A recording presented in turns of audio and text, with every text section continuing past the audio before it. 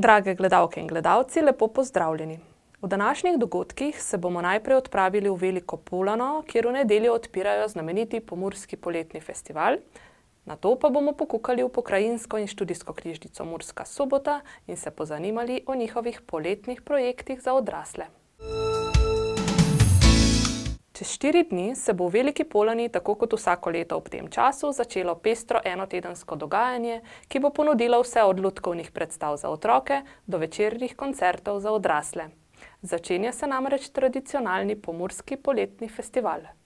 Od 30. julija do 6. avgusta bo Velika Polana že 22. leto v znamenju Pomurskega poletnega festivala, ki ga organizira Društvo Štrk Slovenija. Kot poudarjajo organizatorji, je program festivala vselej pripravljen po načelu za vsakogar nekaj. Popoldanske ure bodo namenjene predvsem atraktivnemu dogajanju v sklopu Štrkovega športnega tedna. Že prvo nedeljo bomo, tako kot zdaj, že nekaj let začeli z tekmovanjem Štrk-si, ki je nekšna kombinacija zabavnega in adrenalinskega, s tem, ko tekmovalci izdelajo kostum bele štorklje in tekmujejo v različnih disciplinah oziroma igrah. Ena izmed iger je let iz gnezda v gnezdo na ziplineu, potem lovijo žabe in pa seveda to, kar štorklje delajo, med prinašanje otrok v gnezda oziroma dimnike. S tekmovanjem v bistvu želimo ozavestiti ljudi, pa predvsem tudi najmlajše, ki pridejo gledati to tekmovanje, na pomen štorklje. Nenazadnje smo v Evropski vasi Štorkelj.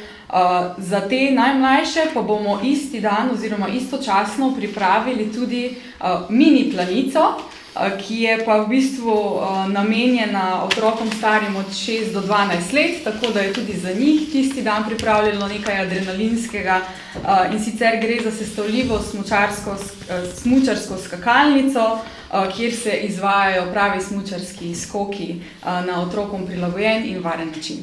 Štrkov športni teden bo sicer odlična priložnost, da svoj tekmovalni pa tudi ekipni duh pokažejo tudi vsi ljubitelji kolesarjenja, nogometa, odbojke na mivki, lokostrelstva in balinanja ter za razgibavanje med vadbo na prostem.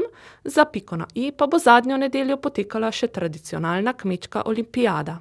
Kmečka olimpijada je za nas posebna predvsem zaradi tega, ker se je zaradi nje začelo dogajanje. Torej, takrat pred 22 leti, ko so nekako mladi v Veliki Polani ugotovili, da bi pa bilo potrebno nekaj narediti in vpeljati v kraj in okolico neko dogajanje, so okrog kmečke olimpijade gradili najprej enodnevni, potem 3-dnevni dogodek in čez zelo kratek čas je to preraslo v 8-dnevno prireditev. Torej, na kmečko olimpijado, kmečka olimpijada zato poteka skozi vsa leta. S tem nekako želimo ohraniti ali pa prikazati opravila, določena kmečka opravila, ki jih seveda popestrimo na zabaven in zanimiv način, tako za tekmovalce kot tudi za obiskovalce. Veseli smo, da je kmečka olimpijada vsako leto zelo dobro obiskan dogodek, ne samo strani obiskovalcev, pač pa tudi strani tekmovalnih ekip, in je nekako pika na i zadnjemu festivalskemu dnevu. Prvo in zadnjo festivalsko nedeljo se bo odvijalo tudi senje, na katerem se bodo svojo ponudbo predstavili različni obrtniki s svojimi izdelki, pridelovalci vina in ponudniki kulinaričnih dobrot. V sredo popoldne pa bo na sporedu znamenito tekmovanje v kuhanju bujte repe. Bujta repa je tako za Društvo Štrk Slovenija kot za Pomurski poletni festival izjemnega pomena, saj smo v letu 2014 postavili novi Guinnessov rekord v kuhanju največje bujte repe na svetu. Vsako leto se tudi na tem tekmovanju zberejo različna društva, tekmovalci, ki se pomerijo v kuhanju najboljše bujte repe, tako da je tudi to eden izmed dogodkov, ki vsako leto privabi ogromno obiskovalcev. Najmlajši bodo lahko svoje športne spretnosti in pogum preizkusili to nedeljo, ko bo na vrsti mini planica, na svoj račun pa bodo prišli tudi sicer, saj jih bodo na festivalu pričakovale tudi ustvarjalne delavnice in lutkovne predstave. V teh 8 dneh bodo 3 predstave za otroke v izvedbi gledališča Kukuc. To bo v ponedeljek, torek in četrtek bodo predstave, Živžav, Soseda in pol in Samo in trije junaki. Slednjo bodo na našem festivalu predstavili premierno, kot so zapisali, gre za junaško akcijo, ki razbija predsodke o pogumu, ovcah in pravih junakih. Tudi preostali 2 predstavi pa sta poučni, na svoj način ustvarjalni, čustveni, pustolovski, takšni, z takšno vsebino, ki pač pritiče publiki, katerim sta namenjeni. Potem pa so tukaj še ustvarjalne delavnice, pripravljamo jih v sodelovanju z društvom Bumerang sreče. In bodo na sporedu v nedeljo, sredo in zadnjo nedeljo, torej prvo in zadnjo nedeljo ter v sredo. Odvijale se bodo od 16 naprej. Člani društva Bumerang sreče pa so jih tudi razdelili v 3 tematske sklope, se pravi, prvi dan bo namenjen, prva delavnica igrivemu poletju, v sredo bodo ustvarjali na temo Mi gremo pa na morje, zadnjo nedeljo pa so pripravili za otroke gusarsko potovanje. Večeri pa bodo seveda posvečeni odrasli publiki. Ta bo lahko znova uživala v koncertih znanih imen, ki jih bodo odprle naslednje predskupine. V nedeljo bo začela Nika Zorjan in band. Niko Zorjan poznamo že kar nekaj let na slovenski glasbeni sceni. Zadnje leto je postala povsem popularna zaradi tega, ker je začela peti tudi v prekmurščini. Nenazadnje jo prav zagotovo poznamo vsi po njenem zadnjem hitu, in sicer priredbi pesmi Despacito. Tako da verjamem, da marsikdo komaj čaka, da jo bo videl tudi v domačem Prekmurju. Potem v ponedeljek bo nastopila kot predskupina skupina Energy, potem v torek bo DJ Tim Urbania, v sredo bo tudi skupina Blue Planet, ki prav zagotovo ne potrebuje nobene posebne predstavitve. V četrtek bo nastopila domača glasbena skupina Polanski zvoki, v petek bo kot predskupina nastopila skupina Vibration, v soboto pa v bistvu edina predskupina, ki ni iz Prekmurja, to so Balkan Boys, ki pa so prav tako se pojavili na glasbeni sceni že pred nekaj leti. Nastopili so tudi v televizijskem šovu Slovenija ima talent in izvajajo v bistvu glasbo, ki je zadnja leta postala precej popularna, in sicer gre za etnofolk balkansko glasbo s pridihi džeza. In prepričana sem, da bo to prava predskupina za divo, ki prihaja za njimi. In katere bodo glavne nastopajoče glasbene skupine? V nedeljo bodo na glavnem odru, torej kot glavna nastopajoča skupina za Niko Zorjan, nastopili Midva, slovenski rockerji, vsem dobro poznani, ki pa že nekaj časa niso bili na našem festivalu, in smo veseli, da smo se uspeli uskladiti. Žal so ravno v tem času vedno dopustovali, tudi zdaj odhajajo takoj naslednji dan na dopust, tako da smo jih še ujeli pred dopustniškim časom. Več kot 20 let so že na glasbeni sceni slovenskega roka in smo res veseli, da bomo z njimi takoj po Niki Zorjan otvorili glasbeni del Pomurskega poletnega festivala. Ponedeljek je namenjen klapskemu petju, dalmatinskemu melosu, tokrat prihaja v goste klapa Šufit. V torek, že zdaj nekaj časa namenjamo elektronski glasbi, torej se bo predstavil DJ Tim Urbania, ki je že kar nekaj časa spremljevalec Pomurskega poletnega festivala, sicer pa zelo poznan slovenski DJ, predvsem tudi znan kot idejni vodja, producent in moderator najpopularnejše slovenske radijske oddaje z elektronsko glasbo, torej Rush Hour. Za Timom Urbanio se bo predstavila DJ Joyce Mercedes, prihaja iz Nizozemske in je prav tako zelo znana, tudi kot rezidentka nastopala po številnih najbolj atraktivnih in popularnih klubih po Evropi. V sredo bomo gostili hrvaško estradnico Lidijo Bačić, ki je prav gotovo ni potrebno veliko ali posebej predstavljati, saj je tukaj v naših krajih že večkrat gostovala in jo tudi publika ima rada. Četrtek namenjamo narodno-zabavni glasbi, kot je že Maša omenila, bodo nastopili Polanski zvoki, za njimi pa ansambel Spev. Potem pa vikend ponudba, glasbena vikend ponudba, petek Prljevo kazalište, v soboto Severina in v nedeljo zaključujemo Pomurski poletni festival s Kingstoni. Bogat program torej, ki na vrhuncu poletja brez dvoma vabi k skoku v Veliko Polano. Pokukali pa smo tudi v Pokrajinsko in študijsko knjižnico Murska Sobota, kjer so poleg različnih počitniških dejavnosti za otroke pripravili tudi marsikaj za odrasle, ki jih zanima vse v zvezi s Pomurjem in njegovo zgodovino. Pokrajinska in študijska knjižnica Murska Sobota je v letošnje poletje vstopila nadvse dejavno.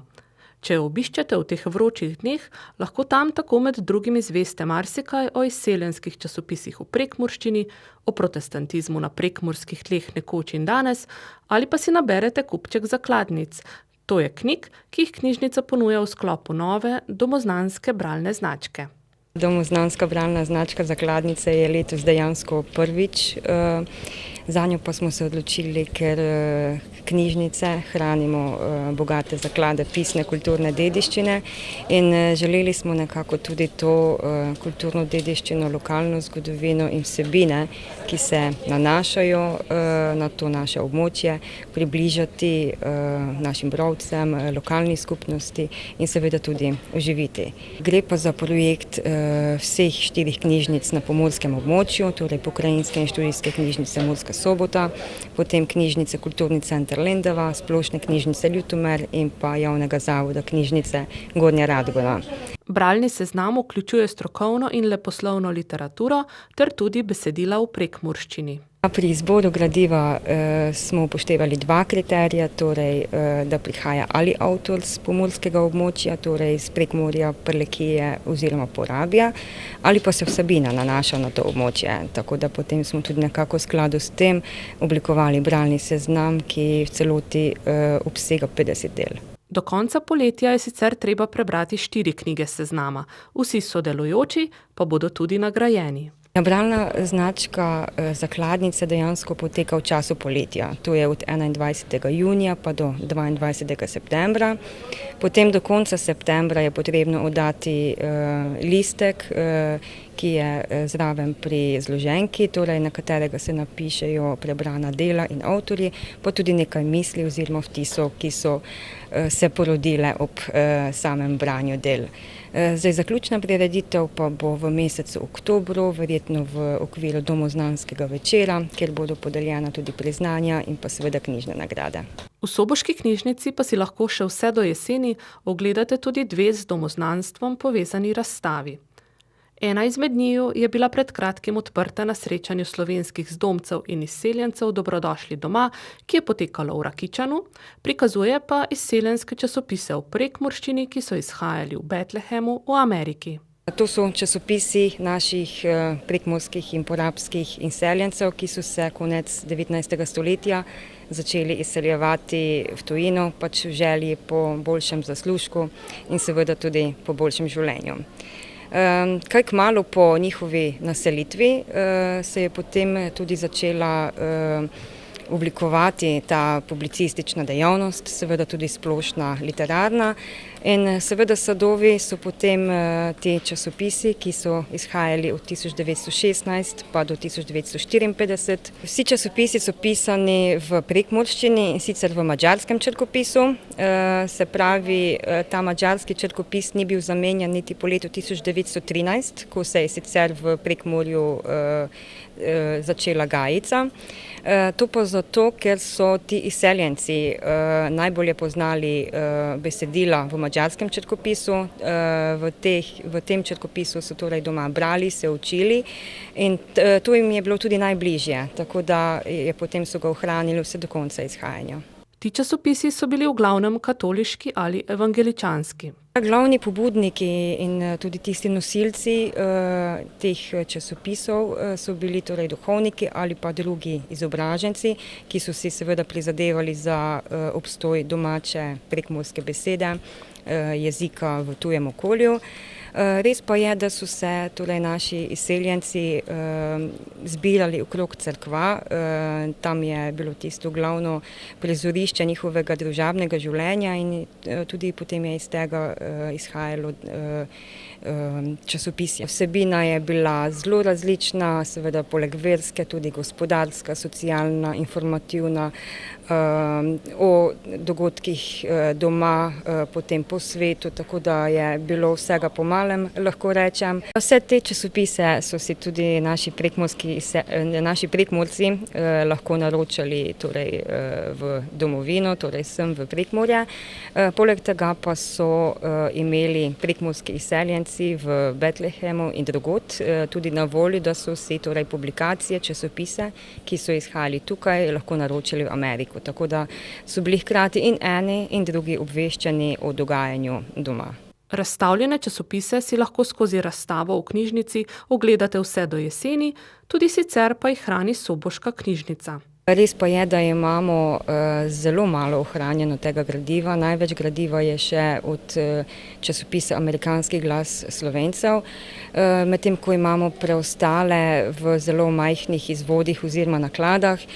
Si bomo pa seveda prizadevali, da bi zdaj to enkrat res nekako poskušali pridobiti čim več, da se ohrani tudi za vse nadaljne rodove. Tako kot drugo domoznansko gradivo nameravajo v soboški knjižnici vse te časopise tudi digitalizirati, saj jih bodo tako vsaj delno obvarovali pred poškodbami, obenem pa jih s tem naredili dostopne širšemu krogu uporabnikov. Prav tako pa je javnosti v teh mesecih na ogled gradivo povezano s protestantizmom. Pokrajinska in študijska knjižnica Murska Sobota je ob 500. obletnici začetka reformacije pripravila razstavo po sledih prekmurske reformacije, ki torej prikazuje en pregled, sprehod od začetkov, torej od leta 1517 pa vse do danes. Razstavljeno je knjižno gradivo, ki ga hrani knjižnica, torej naj si bodo to verske vsebine, potem publicistika tudi, potem gradivo za šolske potrebe. Poleg tega pa je tudi v pisni obliki, torej na plakatih, pa je predstavljen torej kratek pregled, zgodovina prekmurske reformacije, tudi sadovi, ki jih uživamo še danes. Razstava, ki jo je konec meseca odprl škof Evangeličanske cerkve na Slovenskem, magister Geza Filo, bo na ogled vse do novembra. Spoštovani, za danes tu končujemo. Vabimo vas, da ostanete v družbi TV As, mi pa se znova vidimo čez en teden. Nasvidenje torej do tedaj.